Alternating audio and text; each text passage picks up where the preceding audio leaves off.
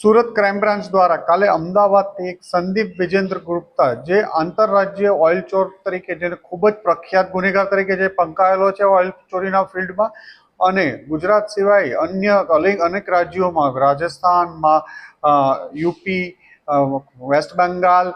વગેરે અને રાજ્યોમાં ઓઇલ ચોરીના અનેક પંચરોમાં અગાઉ પકડાઈ ચૂક્યો છે। આ માણસના અવારનવાર ગુજરાત આવતો હોય જેથી એક શંકાના આધારે અને કાલ અમદાવાદથી સુરત ક્રાઇમ બ્રાન્ચ ખાતે લાવી આજ પૂછપરછ કરતા રાજસ્થાનના એક પંચરમાં એની સંડોવણી મળી જણાઈ આવેલ છે। રાજસ્થાનના આ પંચરની વાત કરીએ તો આ એક બિયાવર જિલ્લા બરબર પાસે એક આઈઓસીએલની પાઇપલાઇનમાં અંડરગ્રાઉન્ડ પંચર કર્યું, જે પાઇપલાઇનમાં નીચેથી લાઈન લઈ અને એને અંદાજિત 50 થી 100 મીટર આગળ એક એચપીસીએલનો પેટ્રોલ પંપ હતો, ત્યાં સુધી આ લાઈન લાંબી થતી હતી। પેટ્રોલ પંપ બંધ હતો, 3 મહિનાથી ફરીથી આ પેટ્રોલ પંપ ચાલુ કરવામાં આવ્યો હતો અને લોકોને એવું થાય કે આ પેટ્રોલ પંપ ઉપર પેટ્રોલ ભરવાનું કામ ચાલે છે, પણ ત્યાં આઈઓસીની પાઇપલાઇનમાં કનેક્શન લઈ વાલ લગાડી અને આ ટેન્કરો ભરવામાં આવતા હતા, જેને એસઓજી એટીએસ રાજસ્થાન દ્વારા પકડવામાં આવ્યું હતું। આ એમઓ પહેલેથી સંદીપ ગુપ્તા તરફ શંકા કરવામાં આવતી હતી, પરંતુ સંદીપ ગુપ્તાનું ઇન્વોલ્વમેન્ટ હાલમાં આ ગુનામાં ખુલતા સુરત ક્રાઇમ બ્રાન્ચ દ્વારા એની અમદાવાદથી ધરપકડ કરી અને રાજસ્થાન એટીએસને સોંપવા માટે તજવીજ કરવામાં આવી છે। સંદીપ ગુપ્તાનો ઇતિહાસ જોઈએ તો 2006 થી લઈ 24 સુધી અંદાજે 18 વર્ષમાં 20 થી 25 ઓઇલ ચોરીના જુદા જુદા પંચરોમાં અલગ અલગ રાજ્યોમાં પકડાયેલો છે। એમાં રાજસ્થાનમાં અંદાજે 10 થી 12 પંચરો છે, યુપીમાં છે, વેસ્ટ બેંગાલમાં છે, ગુજરાતમાં પણ એનું ખેડા, મોરબી, ગુજરાત એટીએસ દ્વારા એની ઉપર જે ગુસ્સી ટોકના એક્ટ હેઠળ પણ એની ધરપકડ કરાઈ હતી અને 2 થી 2.5 વર્ષ સુધી જેલમાં રહેલો હતો। તાજેતરમાં જાન્યુઆરીમાં એનું જેલમાંથી છૂટેલો હતો।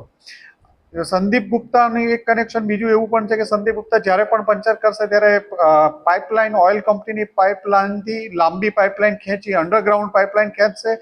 ભૂતકાળમાં માઉન્ટ આબુ પાસે પણ એને પંચર કરેલું ત્યારે એક બંધ ફેક્ટરીમાં પાઇપલાઇન આઈઓસીની પાઇપલાઇન ખેંચી અને ત્યાં એને પાઇપલાઇન લઈ ગયો હતો અને બંધ ફેક્ટરીમાંથી કોઈનું ધ્યાન ન પડે એ રીતે ટેન્કરના બદલે કન્ટેનર પણ બનાવ્યા હતા અને આવા 15 થી 20 કન્ટેનરો જેની અંદાજિત કિંમત 1 થી 50 લાખ જેવી થાય એવા 15 થી 20 કન્ટેનરો એના અલગ અલગ પોલીસ સ્ટેશનમાં કબજે લેવામાં આવ્યા હતા અને રાજસ્થાન ઉપરાંત અલગ અલગ રાજ્યોમાં હરિયાણા, યુપી વગેરેમાં પકડાયેલો છે, જેમાં રાજસ્થાનમાં જુઓ તો અલવર, ચિત્તોડગઢ, સિરોહી, ભરતપુર, આબુ રોડ, બેરોડ, બ્યાવર, હરિયાણામાં સોનીપત, રોહતક, ગોંડના, જજ્જર અલગ અલગ રાજ્યોમાં અને કલકત્તામાં વર્ધમાન નગર વગેરે જગ્યાએ પકડાયેલો છે અને આની એક અંદાજિત કિંમત જોઈએ તો 400 થી 500 કરોડ ઉપરની ઓઇલ ચોરીમાં સંડોવાયેલાની એનું નામ ખુલી ચૂકેલું છે। આ કેસમાં પેટ્રોલ પંપ જેને ભાડે લીધેલો હતો એ લોકોના શરૂઆતમાં 4 થી 5 નામ ખુલેલા હતા। તાજેતરમાં જ સંદીપ ગુપ્તાનું નામ એ તપાસ દરમિયાન ખુલેલું છે રાજસ્થાનમાં।